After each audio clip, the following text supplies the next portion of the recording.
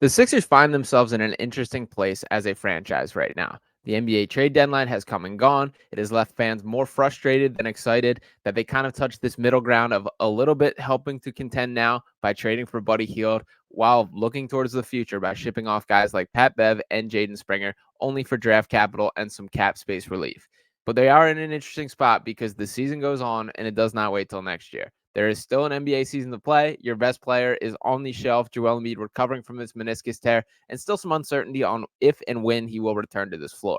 But I also think this presents the Sixers team with a unique opportunity that they should capitalize on, and that is seeing exactly what you got in Terquavion Smith and Ricky Council IV.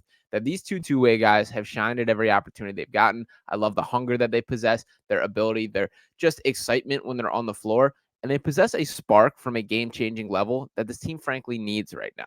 That they are starved by offensive weapons. That when you're looking at where the scoring is coming from with this team, it's not a lot of options right now. That we're talking about Tyrese Maxey getting 2 and 3 guys thrown at him. We're talking about Tobias Harris, who's one of the more inconsistent players on this team, being relied on to be the engine of the offense in a way that he simply is not capable of.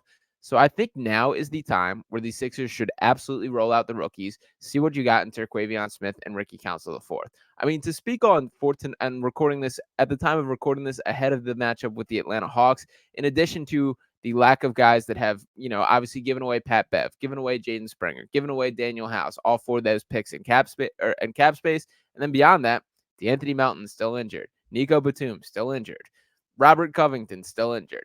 This team is incredibly shorthanded. To read off the list of what exactly the roster is going to expect it to look like against the Hawks today, there is Tyrese Maxey, who's currently listed as questionable with an illness, Tobias Harris, B-Ball Paul, Kelly Oubre, Terquavion Smith, Ricky Council IV, Mo Bamba, KJ Martin, and Kenny Lofton Jr. That is it. That is the team. That is who's expected to be rolled out in here.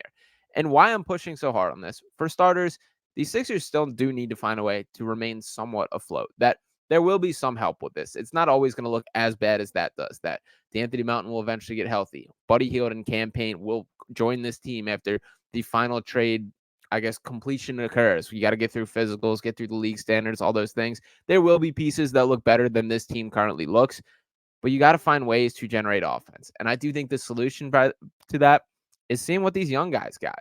That Terquavion Smith, I've been high on since his freshman year at NC State.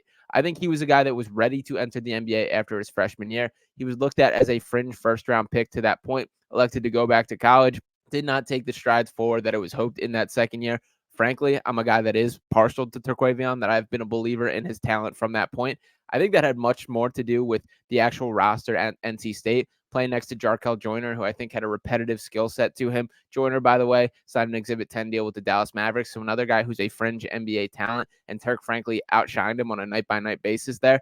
And by the way, those two went head-to-head at Summer League, and I don't know what the full backstory is, if they were just boys and competing super hard, but they were going at each other in a way that I did not expect in a Summer League level. So I don't know what the whole storyline is, but the bottom line is that I am a believer that Terq is there. He's absolutely fearless. And that Nets game in which he scored 17 points in 9 minutes said a lot to me about Terquavion Smith.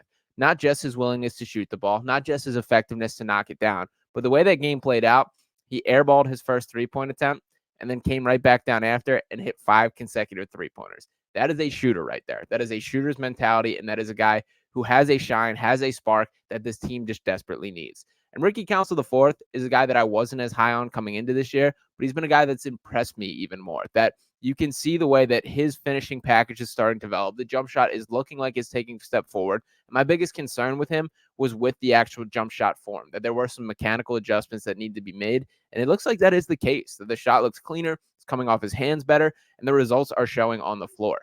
And as you look ahead, this Sixers team has nothing but cap space for next year. Look at what the Memphis Grizzlies just did with Gigi Jackson, signing him to a long-term extension. Gigi Jackson in a somewhat similar boat with a team that is just crushed with injuries right now with that Memphis Grizzlies team.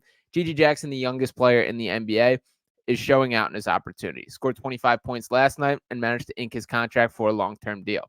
I think Terq Smith and Ricky Council IV should be given a somewhat similar opportunity. That if they ball out, if they prove it, it's in both sides' best interest to hand them a long-term deal. And you do owe it to them to give them the opportunity to do so. That Terq Smith can't have his 25-point game if he doesn't get the opportunity to play at that level. If you see right away that he's an NBA talent, this guy at 20 years old, it makes a ton of sense to ink him to a long-term deal. This was the Sam Hinkie special that he used to do this with second-round picks all the time. You take a chance on a guy with a second-round pick. If they show you any signs of life from a NBA perspective, sign him to a 4-year deal at a cheaper margin than you're going to get him at any point in the future. Say you do that with Terq Smith. Let's say this plays out right now. That Terq Smith balls out, scores 25 points, is looking like the NBA talent that you hoped he could be. You sign him to a 4-year deal at 4 years for $12 million total. You flash forward 3 years into this deal, and he's a legitimate role player and making $3 to $4 million a year. That is a bargain price in today's NBA. And that's what a smart organizational move would do. Those are the type of strides and type of moves in that direction that the Sixers team is missing. That this pipeline of drafting guys, putting them on the developmental arc, them growing into guys that are helpful on the roster, and them either being impact players or guys that you can trade for something, that is the steps that it should take. It should not be selling Jaden Springer for just a second-round pick at the trade deadline. That is wasting your talent. The Sixers can put themselves in a far better position from a long-term standpoint if they take these steps. Now, this is not guaranteeing that is the case. Maybe Terquavion Smith and Ricky Council IV look super oversaturated and not ready for the moment when you do give them that opportunity. But there's no better time than right now to find out.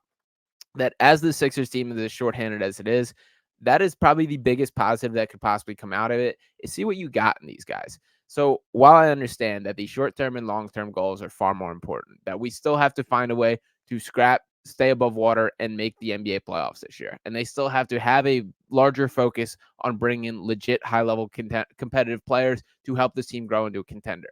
But in the short term, let's find out what these two-way guys truly got. I'll even throw Kenny Lofton Jr. in the mix. What does he look like at the NBA level? This is a guy who scored 40 points with the Memphis Grizzlies last year at the NBA level. If he can have one of those types of performances, that would be very beneficial to this team right now.